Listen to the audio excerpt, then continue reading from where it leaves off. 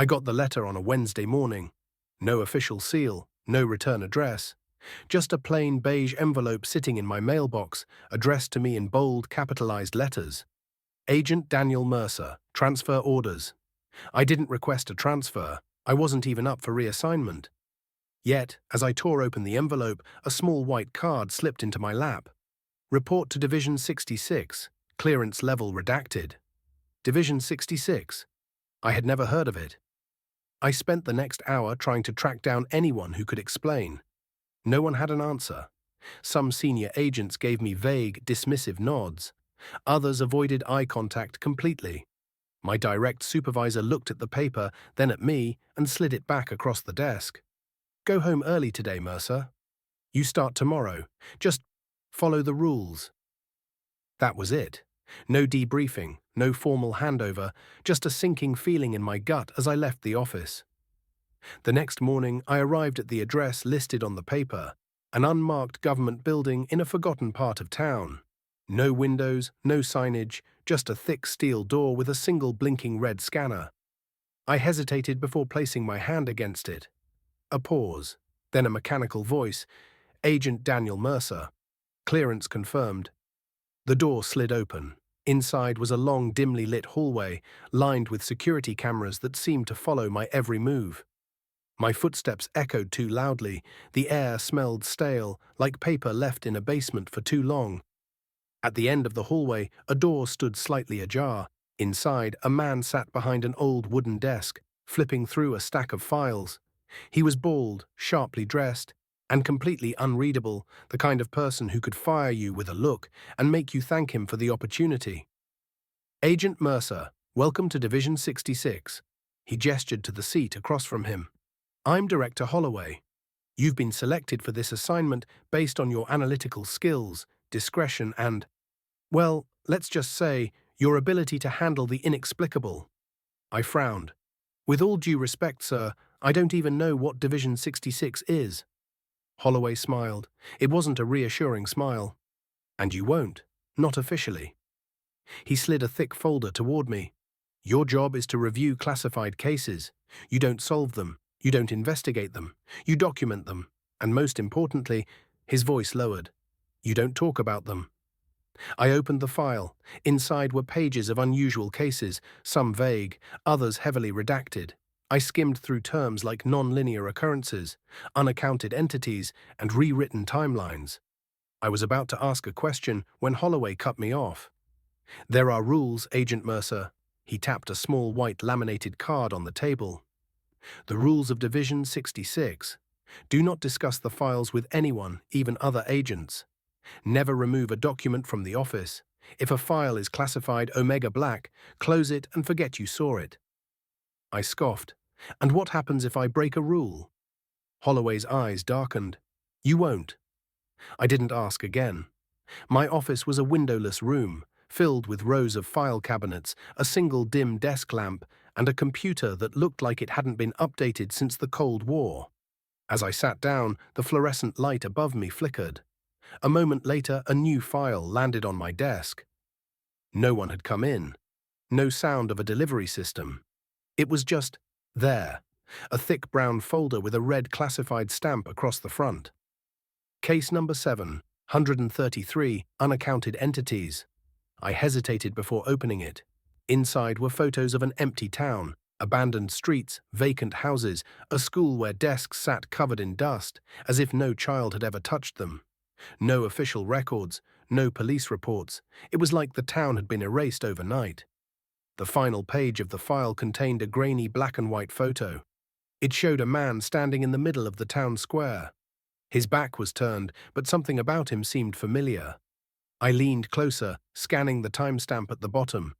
Date: 2029. That didn't make sense. That was 5 years in the future. I flipped to the next page, and my blood turned to ice.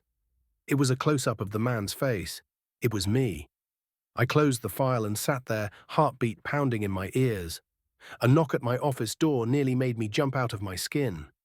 I turned to see another agent, a man I didn't recognize, standing in the doorway. He glanced at the file on my desk, then back at me.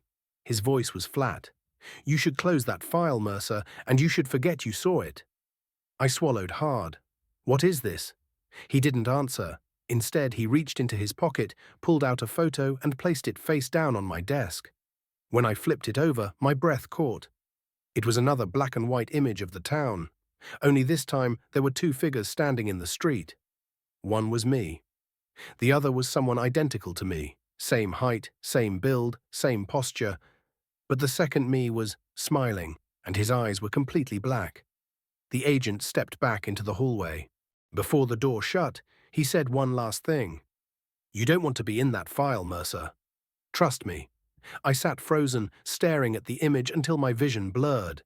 Then my office phone rang. I reached for it, hands shaking. Static filled the line. Then a voice, my own voice. You shouldn't have opened the file, Daniel. The line went dead. I didn't sleep that night. I just sat there, staring at the photo of the two versions of me. One standing there, blank, lost. The other, smiling. I wanted to believe it was fake, a hoax, a joke played by someone in the office. But the deeper I looked at the details, the curve of the shoulders, the way the left hand was curled slightly inward like mine always was, I knew. It was me. And that meant the town, the missing town that didn't officially exist, was real too. I should have followed the advice. I should have closed the file. But the moment I read my own name in the case log, I knew there was no turning back. The next morning, I walked into the Division 66 office, but something felt wrong. The lights overhead flickered erratically, more than usual. A few agents I recognized, ones I had spoken to yesterday, were gone. Their desks were completely empty, as if they had never been there at all. Even stranger, when I sat at my desk, I saw a new file waiting for me. Case number 733, update. I hadn't requested an update. I hesitated before opening it, pulse hammering in my throat. The first page was new, a case status report dated today. It contained a list of names. Most were scratched out, except for one. Mercer Daniel, active subject. I slammed the folder shut, breathing hard. Active subject? I wasn't an investigator anymore. I was part of the case. I stood up so fast my chair nearly toppled over. I needed to get out of there. I needed to talk to someone who knew more about this than I did. I found Agent Carter in the break room, pouring coffee like nothing was wrong. I had spoken to him before. He was one of the few agents who didn't look at me like I was a walking corpse when I mentioned my transfer to Division 66. I pulled him aside. Carter, I need to ask you something. Do you know anything about case number 733? His face changed, like a mask slipping off. You need to forget that number, Mercer. I can't. It has my name in it. For the first time, Carter looked genuinely afraid. He leaned in, voice low. Then you have bigger problems than you think. I swallowed hard. I found a photo. A town that doesn't exist anymore.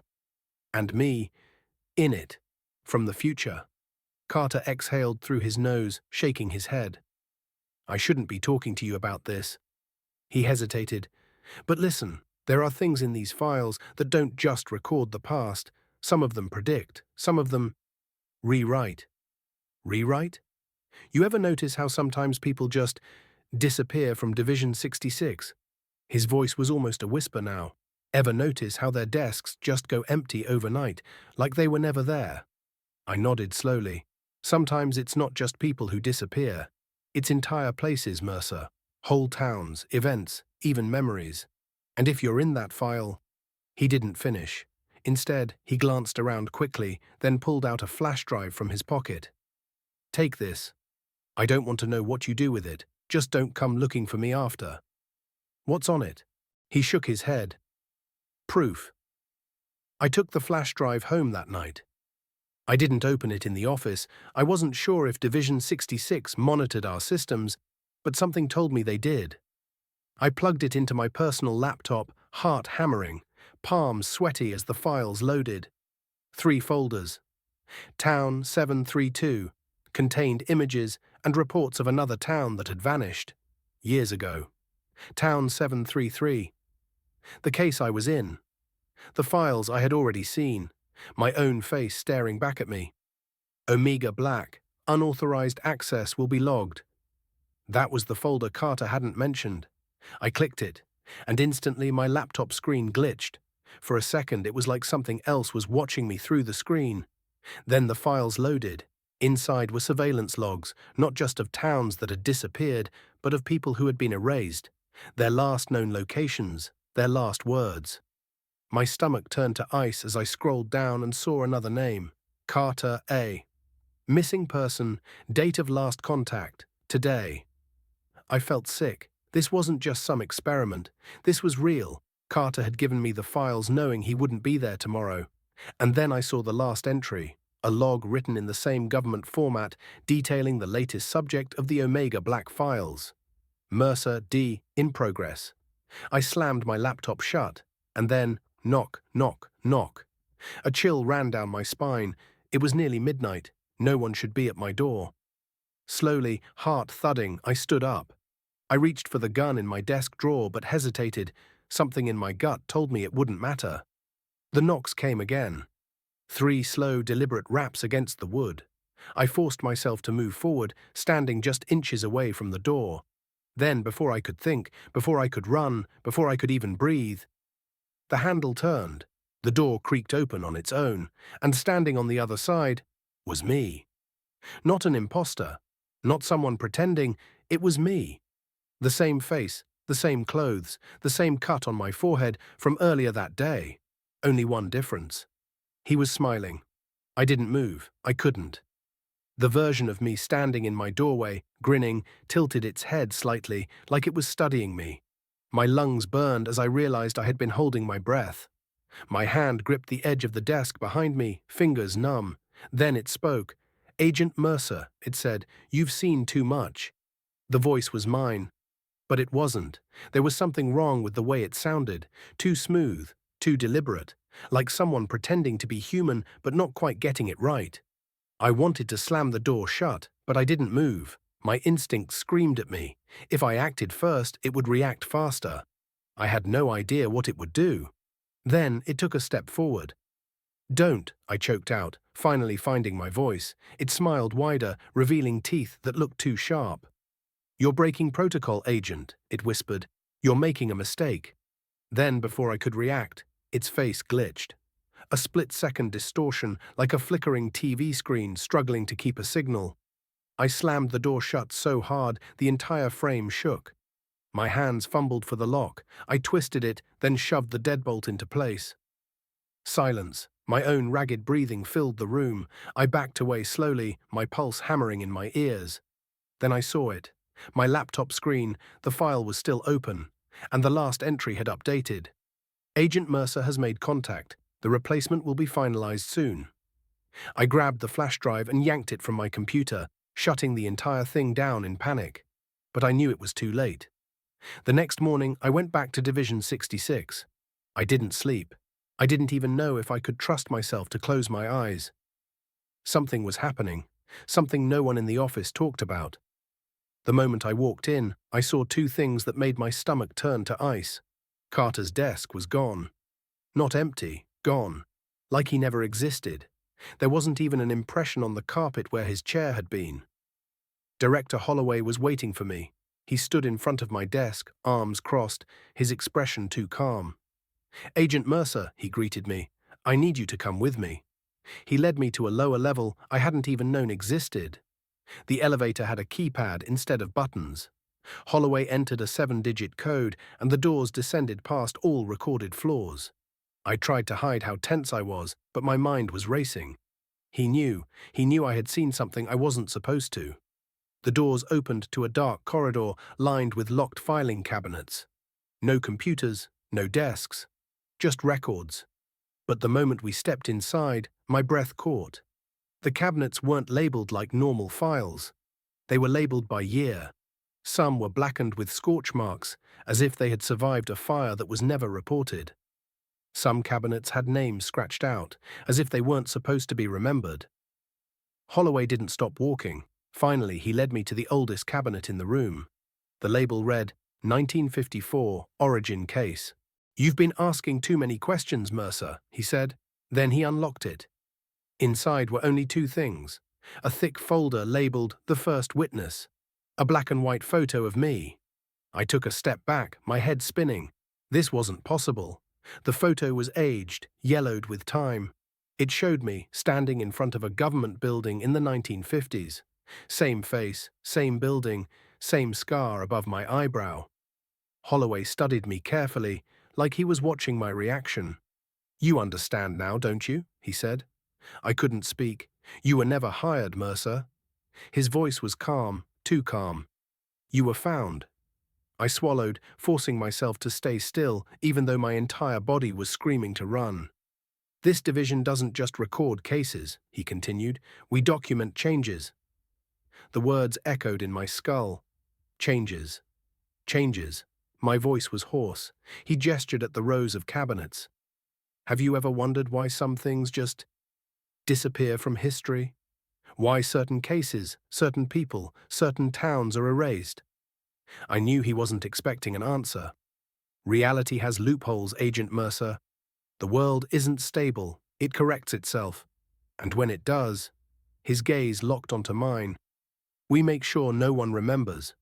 My stomach dropped. I took a shaky step back. "Then why am I still here?" Holloway exhaled, his expression finally shifting to something colder. "Because," he said, "you're the first one who's ever found himself in the files, and still lived long enough to ask why." I clenched my fists. "Then let me go." Silence. For the first time, Holloway looked almost sympathetic. "You don't understand, Mercer." He stepped closer. "You already left, and yet you're still here. There was a time when I believed reality was unshakable, that the past and future were things you could measure, document, and verify. The job at Division 66 had already started to tear away that confidence, leaving only fear in its place. It wasn't just that the files contained impossible things, nor that my name was in them before I even existed. It was that someone was watching me. I first noticed it the day after I tried to stop. The night before, I'd promised myself I would let it go. I would stop asking questions, stop reading ahead in my own story, stop chasing ghosts that didn't want to be found. But that morning, when I stepped into the office, I knew immediately that something was wrong. It was the little things. The fluorescent lights above seemed dimmer than usual, as if the entire space had been drained of some essential energy. The desks, neatly arranged in long rows, seemed off. I counted them, 32, but I had counted before. There were supposed to be 35. I walked past Carter's old desk, except it wasn't Carter's anymore. There was no trace of him, no empty coffee cup, no half-written notes, no nameplate, and no one else noticed. I asked Holloway, my voice forced into an easy, neutral tone, "Hey, where's Carter today?" Holloway didn't even look up. "Who?" It was like a cold weight settled in my stomach. I shook my head, forcing a chuckle. "Never mind." I sat down at my desk and turned on my computer. The system booted up as normal, the dull hum of the hard drive filling the empty silence. The files were waiting for me, just like every morning. But today something else was there, something that hadn't been there before. A folder, unmarked, no title, just sitting at the top of my queue, waiting. I clicked. The document inside was only a few sentences long, typed in the same sterile government-issued font that filled every classified report I had ever seen. But this wasn't a report. It wasn't a case file. It was a message. "Agent Mercer will try to run. He won't get far." I stared at the screen, my breath catching in my throat. My fingers twitched over the keyboard. Who wrote this? When? My phone buzzed, a single text. Unknown number. Look outside. Every part of me screamed not to do it. But I did. Through the narrow blinds of the office window, I saw the parking lot. There was a car there, black, unmarked. Not unusual for this place, except someone was standing beside it. A man, still as stone. His face obscured by distance and shadow. But even from here, I knew. He was looking right at me. I turned away from the window so fast my chair scraped against the tile. The office was silent. Too silent. When I turned back to my computer screen, the message was gone. The folder had disappeared. As if it had never been there at all. I needed to leave. I packed my things without even thinking, barely remembering to power down my computer. I left my badge on the desk and walked straight to the elevator, my breath tight in my chest. The doors slid shut, and as they did, I saw Holloway watching me from across the room, his expression unreadable. The elevator ride felt too long, or maybe too short. Either way, when the doors finally opened, I bolted. I drove. Didn't matter where. Didn't matter how far. I just drove until the city lights shrank behind me and the highway stretched ahead like an open wound. I found a motel, the kind with flickering neon lights, a vacancy sign that buzzed in and out of existence, and a front desk clerk who didn't ask questions.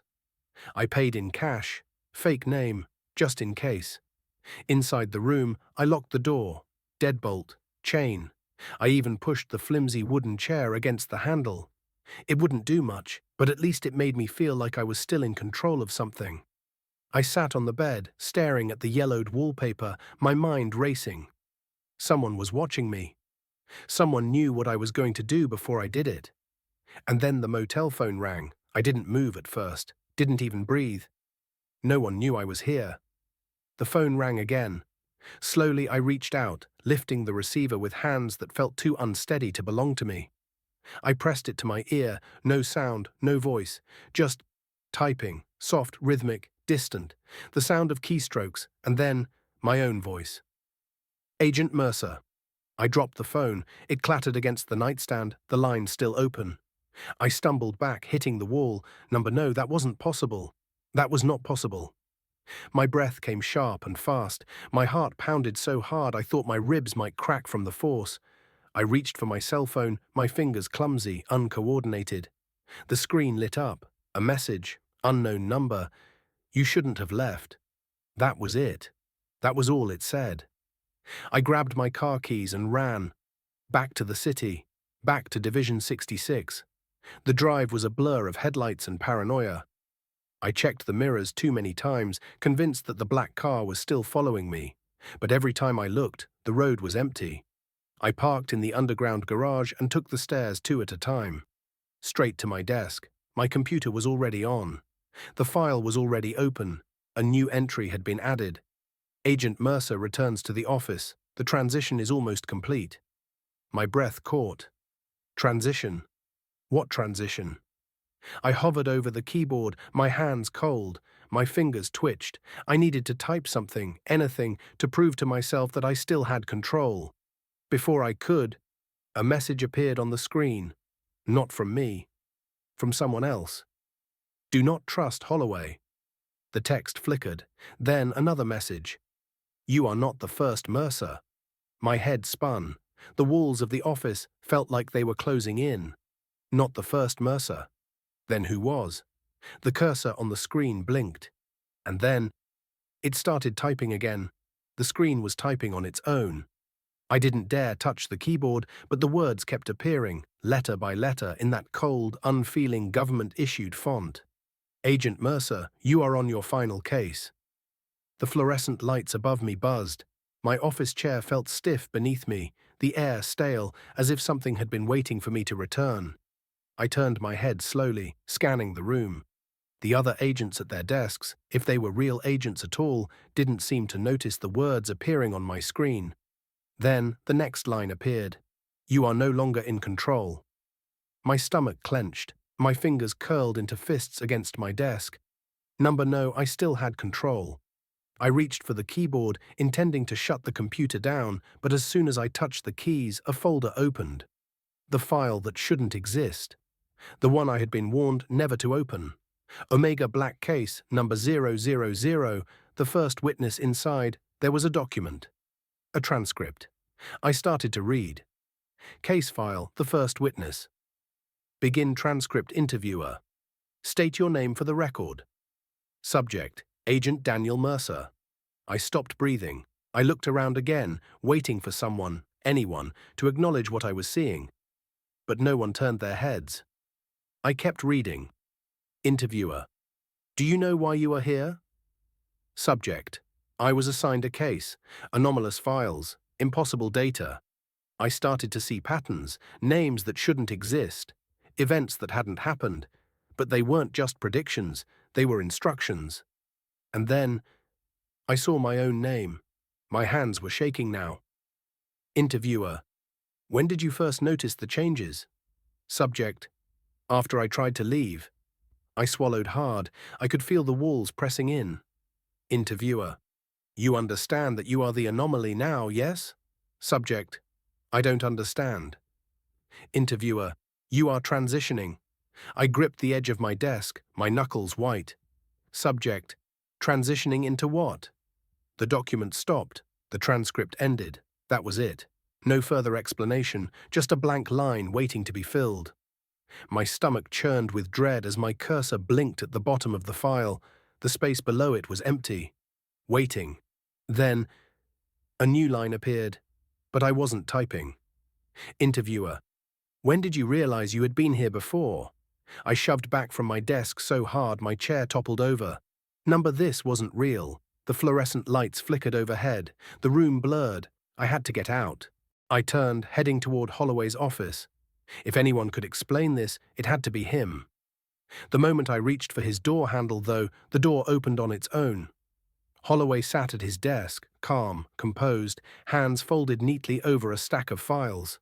The room smelled old, not just dusty, but decayed, like a place long forgotten. "Sit down, Agent Mercer," he said. I didn't move. "You know now, don't you?" His voice was steady, measured, almost disappointed. "Know what?" I managed to say. My own voice didn't feel like my own anymore. "That this isn't your first time sitting in that chair." I flinched. He gestured toward the seat across from him.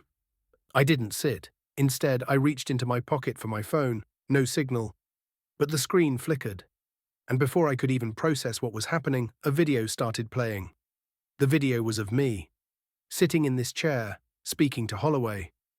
I watched in horror as the me in the video spoke the same words I had just spoken. "Know what?" Holloway leaned forward slightly, watching me with cold amusement. "How many times do you think you've been here, Mercer?" The walls of the office warped for a second, just a flicker, like static breaking through reality. "I need you to understand something," Holloway said, voice slow, deliberate. "This department was never about solving cases. We don't investigate anomalies." His eyes darkened. "We document them." I shook my head. "I don't— You're the anomaly now, Agent Mercer." The words slammed into me like ice water. "You were always the anomaly." I turned back toward the door, ready to run, to do something, but when I opened it, I was back at my desk. I whipped around. Holloway's office was gone. The hallway was gone. My hands were on my keyboard again. I blinked. The document was open. A new entry was being typed. Final entry, Agent Daniel Mercer. My chest tightened. My fingers felt locked in place, paralyzed, unable to move. The text continued to fill in. Agent Mercer has completed transition. File closed, and then the screen went black. I gasped, shoving back from my desk. The room was empty. No agents, no desks. Just darkness. A single voice whispered behind me, "Welcome back, Agent Mercer." I turned and saw myself smiling. The moment I turned around and saw myself smiling in the darkness, something inside me shattered. Not fear, not confusion, something deeper. Something that whispered to me that I had made a mistake just by seeing what was standing there. The figure, my exact replica, stood in the shadows just beyond the dim glow of my flickering monitor. Its posture was casual but wrong, like it wasn't used to standing the way a human should. It didn't move closer. It just smiled. "You always react the same way," it said in my voice. I felt the blood drain from my face. It took everything in me to step back, my chair creaking as I shifted my weight. "This isn't real," I whispered. My voice felt small, meaningless against the vastness of the empty office. "Oh, it is," the thing that looked like me said. It tilted its head, studying me. "You just don't want it to be." I turned sharply, reaching for the door. There was no door. Where it should have been, there was nothing but endless black space, like the world had been deleted beyond this room. My breath caught in my throat. The air had changed. It was thicker, like I was standing inside something alive. The walls pulsed with a slow, rhythmic vibration, a heartbeat that wasn't mine. I turned back to the figure. It was sitting at my desk now, typing. On the screen, words filled the page.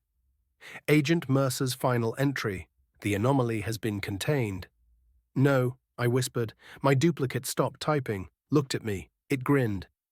You still think you're Agent Mercer? The words felt like physical weight against my skin. I was Agent Mercer, wasn't I?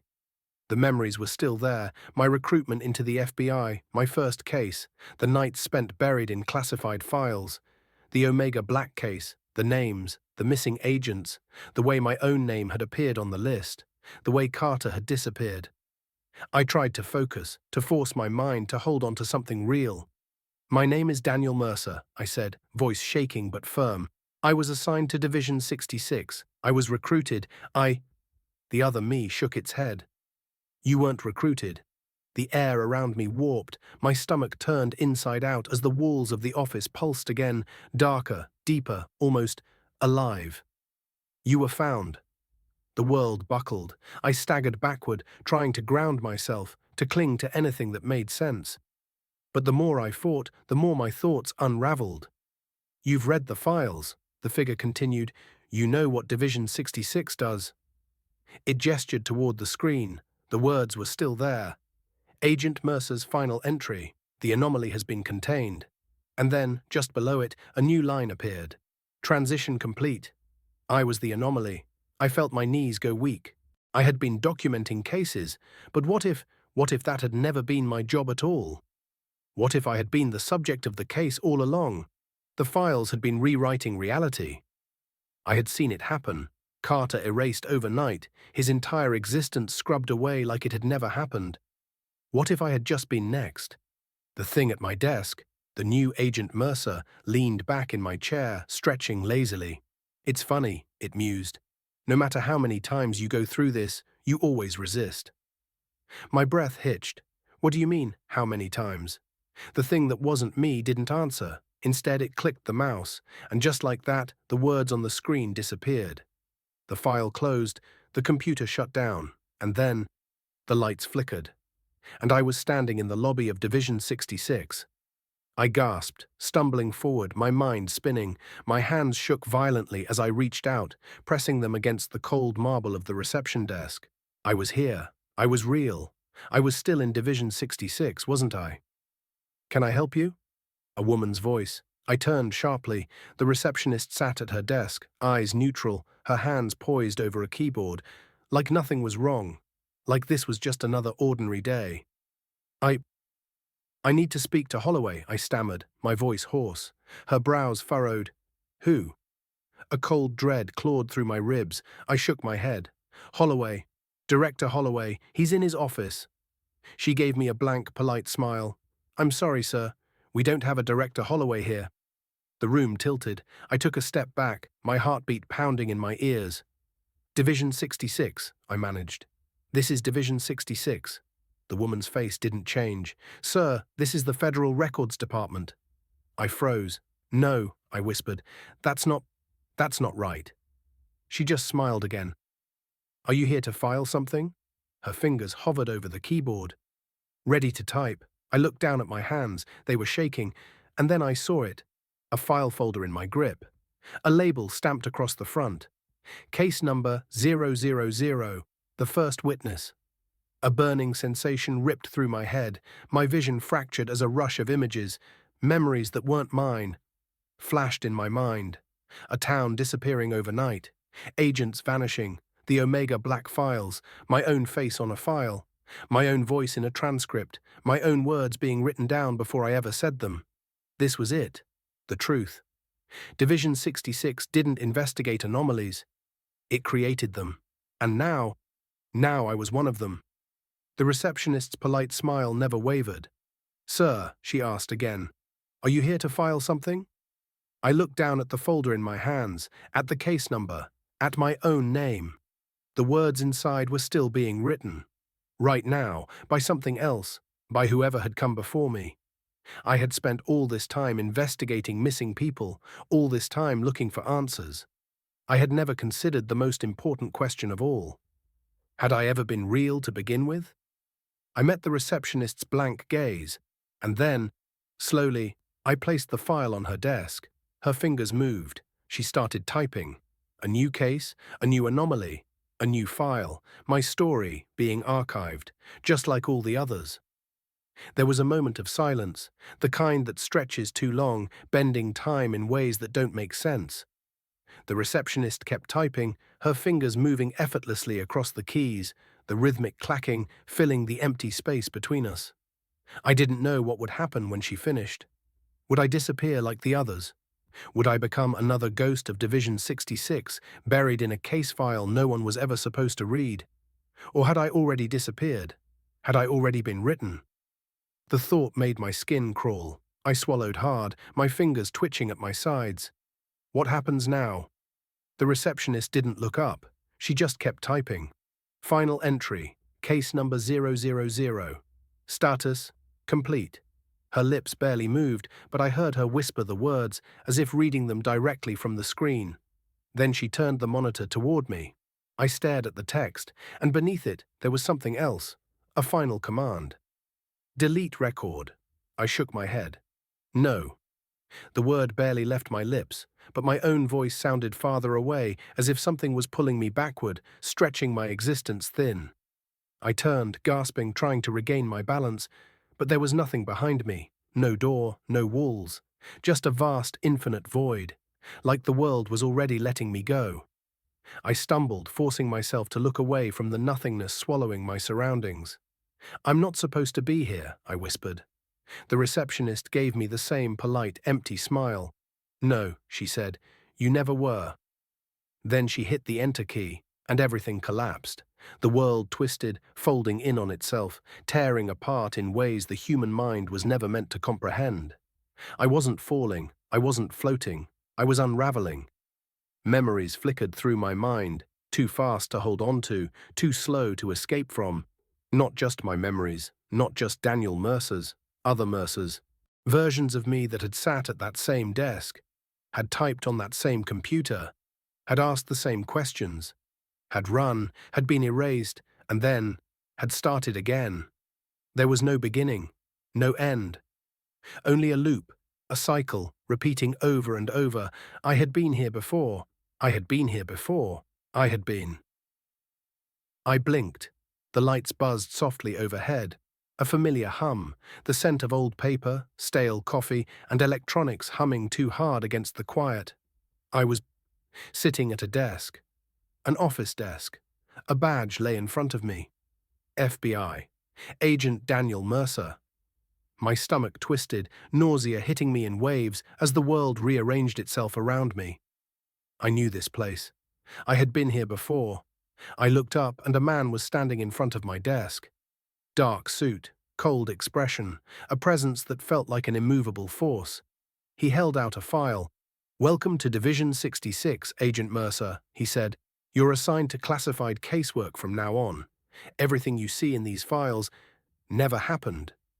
The folder in his hand looked familiar, too familiar.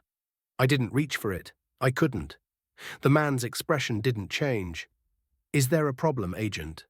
I wanted to scream. I wanted to run, but I already knew. There was nowhere to go.